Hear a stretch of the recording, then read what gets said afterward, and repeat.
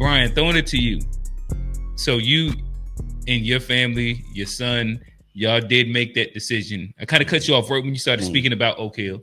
Y'all made the decision to take him out to Oak Hill. Talk us through that.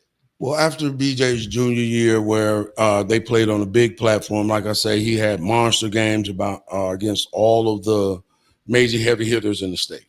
So at that time, and I don't want this statement to get twisted wrong or nobody to get mad because I'm throwing no shadow on any players.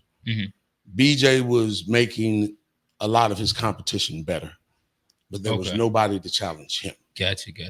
The guys that were on the national stage, Pat was at that time, the Wendell Moores and guys like that, they never had to guard BJ because BJ was a big.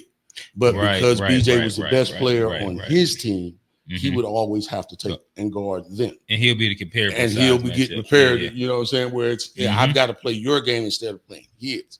So at that time, we as a family, excuse me, we as a family decided to look at everything and see what was the best opportunity for him. And through some family connections, BJ got a chance to go work out up there. They invited him up to work out, and amazingly, he did what he does well. He shot the lights out the ball.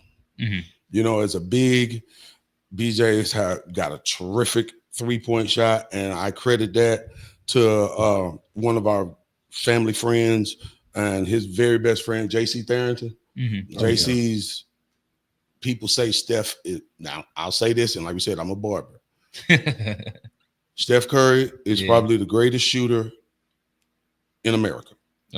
But if you look at what he did when he was in Mecklenburg County, he was nothing compared to JC Tharrington. Steph's records over at high school, JC shattered his junior year. So that his lineage is, you know, just no disrespect legendary. to Steph. No disrespect to Steph. We're from the city too, bro. So that you know boy this. shoots the lights. Listen, sometimes stats is the stats. When you line up stats, sometimes people get mad. It's his lineage. If you know anything, and like I said, I'm a historian of basketball, and I contributed all to my son being able to have these kind of people in his life, like the acronym BEEF. JC's grandfather is the one that coined that phrase. So his mother, all-time Nicole Tharrington, one of the all-time leading 3-point shooters at NC State.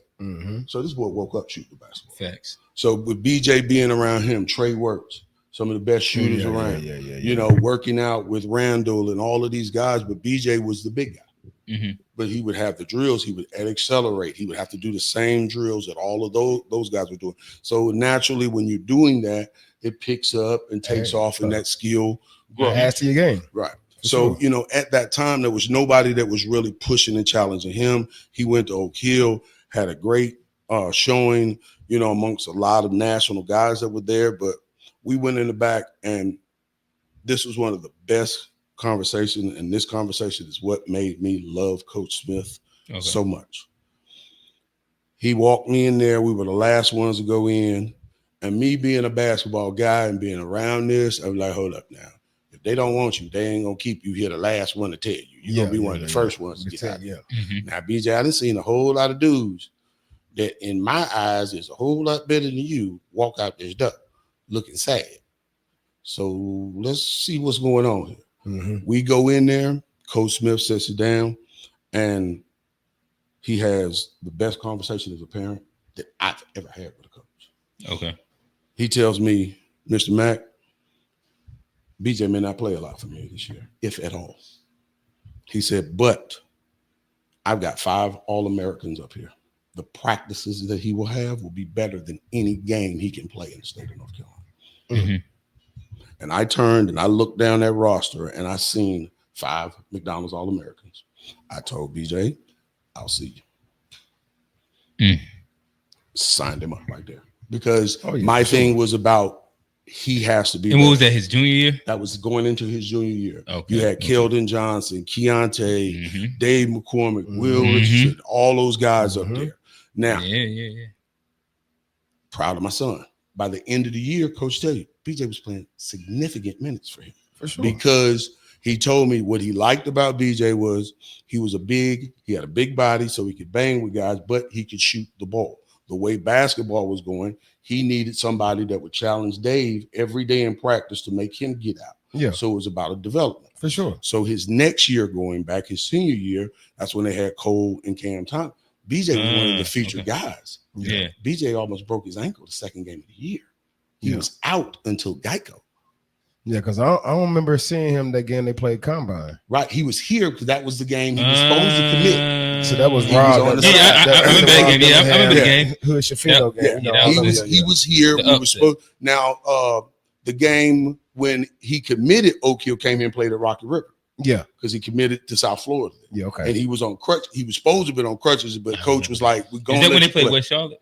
No, No, they played West Charlotte in the That was All-Star game. An All-Star Okay, game. okay. That was All-Star at John C. Smith. Yeah, John C. Smith. Okay. That was So- Cartier and Pat. Pat. Pat, Yeah. And BJ played in that. Yeah. You know, so it's being around and being in there. He had his opportunities. He was there. Just that year, him knowing Coach Smith's system, being there, because like for me, that was a pivotal year for BJ because as I said, he committed in between the summer of his 9th and 10th grade year, so he was off the board. Yeah. So he stopped. Now they're gonna start Going into his senior year, the summer of his senior year, he already opened it decommitted up back up. from Virginia Tech because Buzz Williams left. Oh yeah. That's when he went to Texas A&M. Texas. Yeah, Texas A&M. There you go. Yeah. So that's a whole nother story. Yeah. But BJ had to open back up. Yeah. He had a marvelous summer Yeah. that summer. Who was he playing with? CP3. CP3. Okay. So we had left Team United due to various problems and went to The CP3. politics of the game. Politics We of the get it. game. We get it. Politics of the game. But we went to CP3, and then that was the first. People don't know. BJ was a pivotal part because the first year before that, CP3 didn't even make PJ. So coming in the 16s, BJ left Team United. When Dale came back down, Yeah. they combined in. Well, The twins were there. Wendell Carter was there, right? No. We were the 2019. Oh, you got 2019, that was with okay. the twins. Okay, yeah. The Langley brothers. Yeah, I got you. And then one other guy came with BJ from Memphis. Got you. That was my guy. So he came up, and DeRico and all of us came together. That was that kid. We were the first team. The first championship CP3 got was a 16U championship. Yeah. That was with BJ. Okay. So yeah. people don't know, man. And it's like when I tell people the politics of the game, I could say some numbers right now, and people will look at it and be like, he's an automatic McDonald's All-American. You tell me a kid that in 3 years of Nike basketball, averaged 13.7 rebounds, went to 2 EYBL championships, 1 game away from a third. Tell me, is he the 56th ranked center? Is he not in the top 100 players? That's what and I'm talking about Vernon Carey, Boss of all of the guys. I'm a guy. Fact check me. Go pull it up. BJ averaged over 13 points. Wendell Moore was the leading scorer on that team. Yeah. BJ was the second leading scorer. Wendell out rebounded him by 1. So you're talking about a pivot, and they run nothing.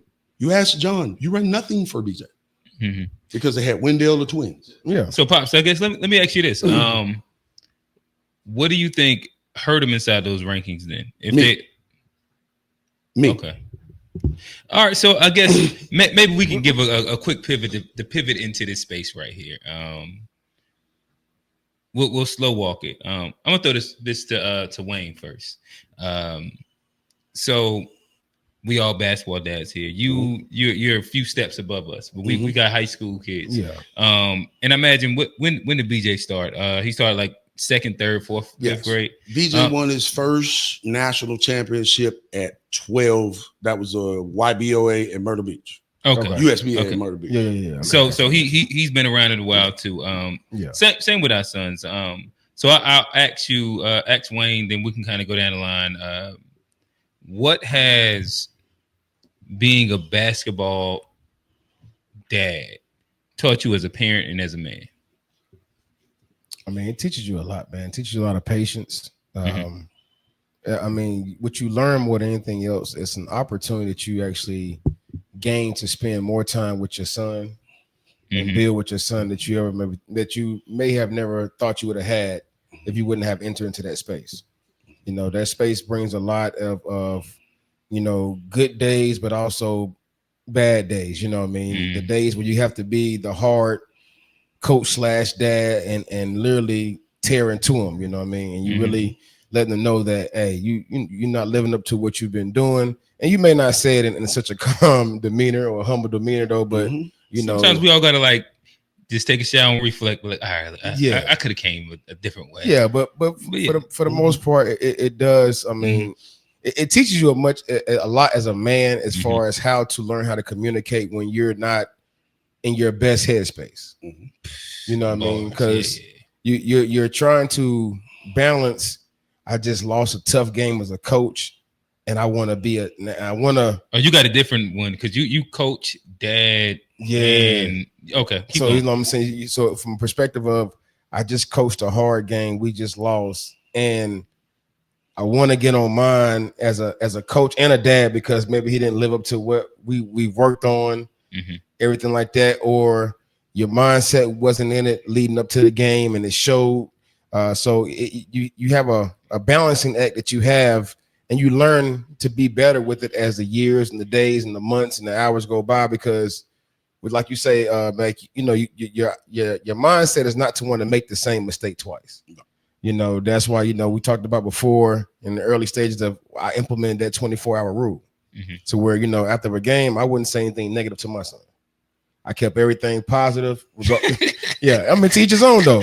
Yeah, but like you said, what works for your household. Works for your household, works for your household. So my household consisted of, you know, not having a fluffer because it's me as a single dad. So you don't get to go home and catch the fluff from maybe the other parent or another sibling or nothing like that. Nah, you getting all this. You gotta take it. You gotta take it in your room. Like, I can imagine there were nights he probably there like, man, I know it was nice to BJ. I go in the choke. It was nice that he called me everything but a child. I already know it is, you know. And as he's gotten older, but now I've grown and matured, we can have those conversations. He's like, yeah, Dad, I remember we was 10, we was in Tennessee, man. I wanted to punch in your face.